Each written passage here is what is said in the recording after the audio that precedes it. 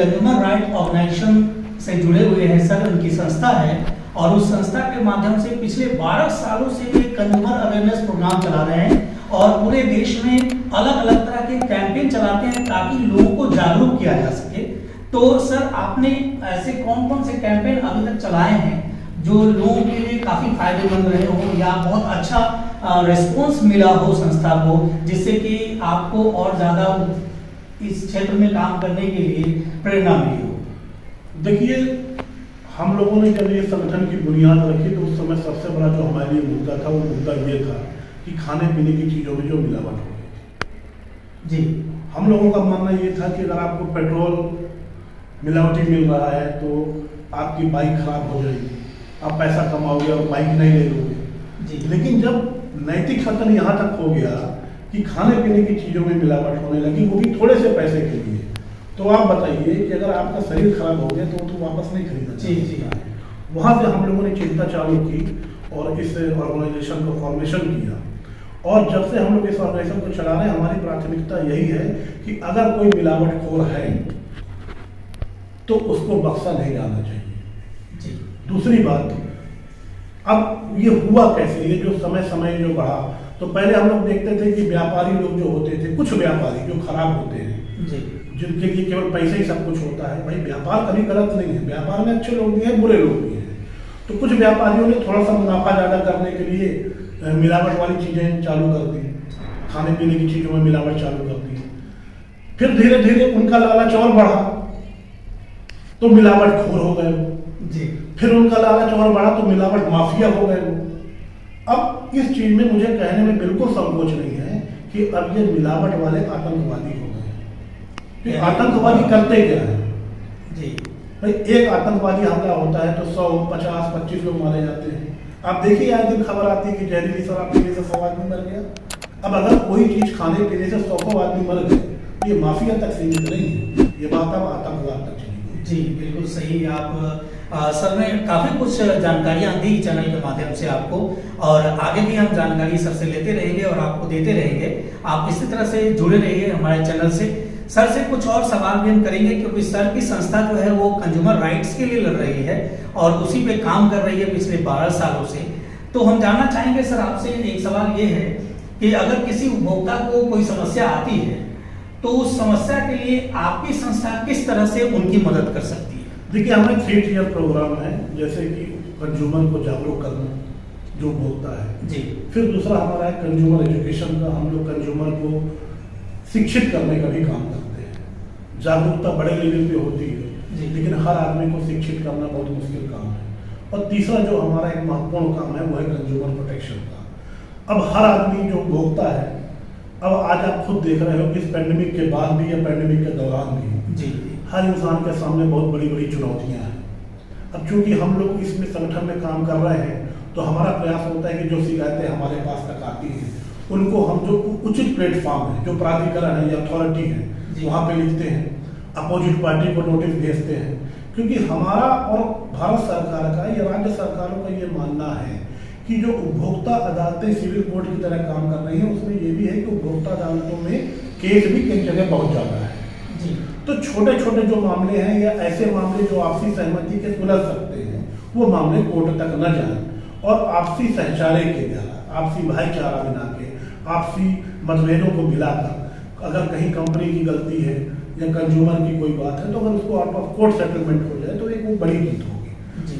अब अगर जरूरत पड़ती है कि किसी उपभोक्ता के लिए हमको कंज्यूमर कमीशन में भी जाकर लड़ाई लड़ना पड़ा तो आपको ये जानकारी होगी कि जो कंज्यूमर प्रोटेक्शन एक्ट है उसमें जो केस लगा सकता है उपभोक्ता स्वयं जी, उपभोक्ता का कोई प्रतिनिधि, केंद्र सरकार, राज्य सरकार या हमारे जैसे उपभोक्ता संगठन जो वॉलंटरी रूप से कंज्यूमर के क्षेत्र में काम कर रहे हैं। तो आज की डेट में अगर बात करूं तो पूरे देश में अभी हमारे 116 केस लगे हुए हैं। अब चूंकि पैंडेमिक में जैसे कोर्ट भी बंद थी लेकिन धीरे धीरे वो केस फिर से ओपन हो रहे हैं और अभी लगभग 700 केस हम लोग अगले 1-1.5 महीने में और लगाने वाले हैं। जी, ये तो बहुत अच्छी बात है कि आपकी संस्था जो है लोगों के राइट्स के लिए लड़ रही है और हमारी शुभकामनाएं आपके साथ हैं कि आप ऐसे ही आगे काम करते रहें। सर एक चीज मैं आपसे जानना चाहूंगा जो उपभोक्ता के लिए काफी जरूरी है, जो कैंपेन आप लोगों ने चलाया, कई सारे कैंपेन्स हैं जिसमें से कुछ कैंपेन का नाम मुझे याद है कि अभी अभी रिसेंटली आपने कैंपेन चलाया है सीटी बजाओ सीआरओ के साथ, इससे पहले ग्राहक बोलेगा, और उससे पहले एक कैंपेन आया था आपका बिल लेके देखो। तो इन कैंपेन पे थोड़ा आप प्रकाश डालें ताकि जो कंज्यूमर है उनको कुछ पता चल पाए कि आखिर क्या था, या जो अभी रिसेंट कैंपेन आपका चल रहा है उसके तहत उनको क्या कुछ मिल सकता है। नहीं, आपको बड़ा अच्छा सवाल है कि ये कैंपेन क्या है।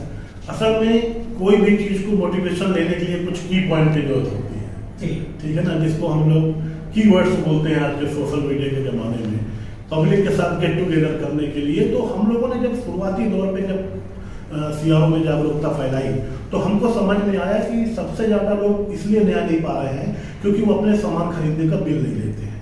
1000-2000 रुपए बचाने के लिए मोबाइल का बिल नहीं ले रहे हैं जी, ठीक है ना।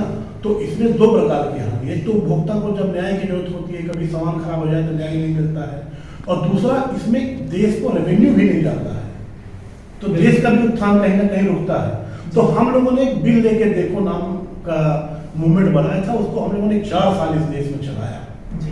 और पूरे भारत में सिग्नेचर ड्राइव, सेमिनार, वर्कशॉप, छोटी छोटी पब्लिक मीटिंग हम लोगों ने की, क्योंकि संगठन का जो शुरुआती दौर था 4-5 सालों का, लेकिन उससे हम लोगों को बहुत ताकत मिली और आम लोगों में भी ये उत्साह आया, और एक ये सामाजिक परिवर्तन और उपभोक्ता के व्यवहार में परिवर्तन तो हुआ कि आज लोग बिल लेने के प्रति थोड़ा सा जागरूक हुए हैं और बिल लेने के लिए वो आगे आते हैं। दूसरी हमारी एक मूवमेंट आई थी ग्राहक बोलेगा।